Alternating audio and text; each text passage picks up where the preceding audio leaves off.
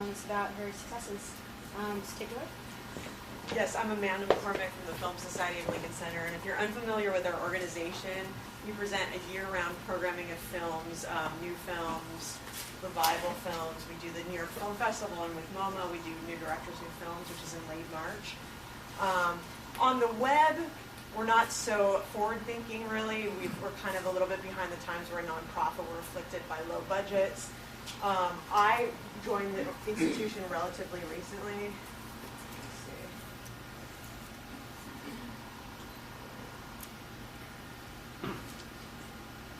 The deck from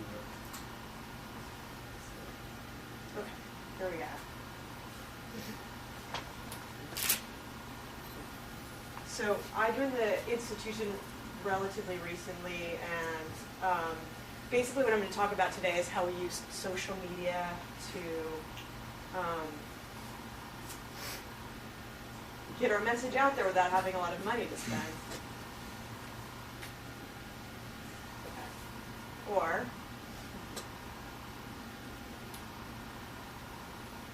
oh, it's loading a little slowly. Money can't buy you love in the social media space. How to get something for nothing via social media. So when I started the job, it was August 2008. I was dealing with filmlink.com. Basically, we were getting about 14,000 to 18,000 uniques at our peak times, which were during the film festivals. We had a Facebook fan page set up. It had 250 fans. I didn't have a lot of flexibility with this format. I really couldn't change it. And I don't know if anybody else is in a nonprofit here. Represent if you've ever looked at a budget like this. Okay, so that was what I was dealing with. So I was very frustrated at first, but I started to think, how can I use existing platforms and find, free ways of getting our message out there? And I realized there's a lot. There's a lot I can do. So central to my strategy was setting up a blog, the FilmLink blog, which is there to cover our programming just in the way the press would. So anything that's showing in our theaters, our festivals, the mission of film is art, that's what the blog is for. Blog is also a hub to all these other different elements. So the blog is linking to our sites linking back, Flickrs linking back and forth, Facebook, Twitter, we're putting links out there all the time, every day. My strategy in this process of using social media to get our message out there was to provide value with the content that we push out.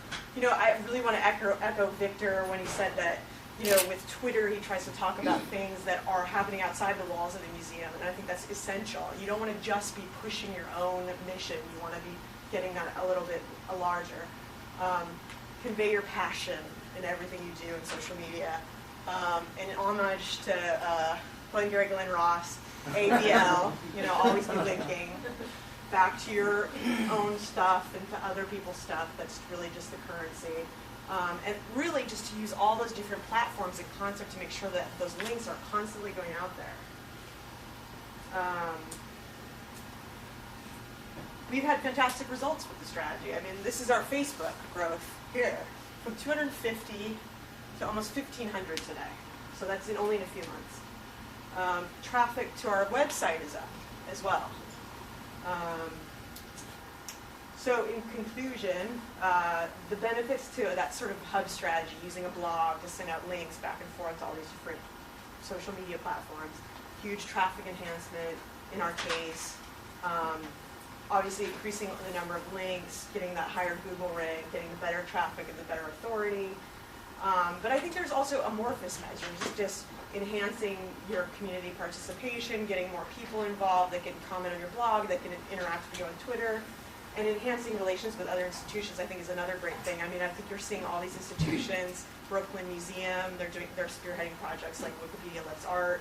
That gave us an opportunity to get involved with it because we had these blog, we had a blog where we could talk about it, we have Twitter where we can talk about it. So all those things, I think, are really huge benefits to using a strategy that really cost me no money. It was really just sweat equity. So that's it. Thanks.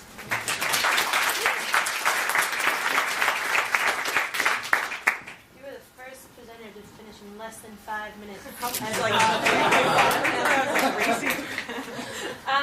I think we can take an extra question. Questions, anybody? Here's one. What background did you have before this job that you were able to apply this skill set, you know, to? Yeah, you know, it was funny. I worked for the British Tourist Board before this.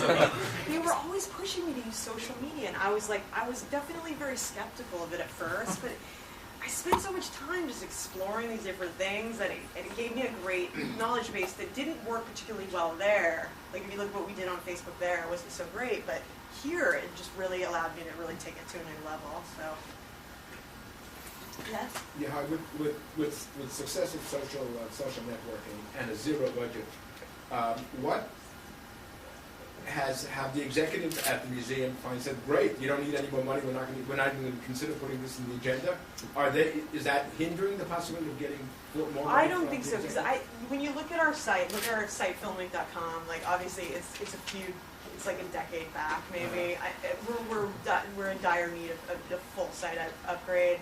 I hope that they look at this, and what it shows them is there's a huge base of affinity out there for us, and that if we do it with the right tools to help people enjoy our site a little bit better, that'll be exciting. I mean, that's the message I'm trying to send to the powers that be. As of yet, it hasn't changed there.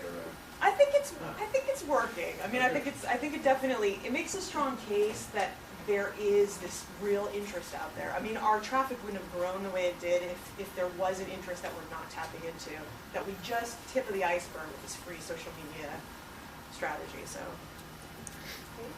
Real quick. Yeah, so you talked about using all these social media in concert with each other. Mm-hmm. Have you thought about next steps in terms of differentiating between the message you send to specific ones?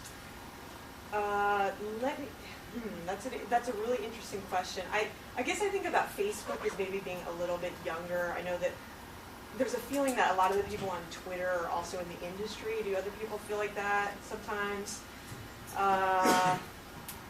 Yeah, I guess I do. You know, I think when I'm on different sites, I sort of have a slightly different mindset, but I haven't like codified it yet. But sure. Thank you so much, Amanda.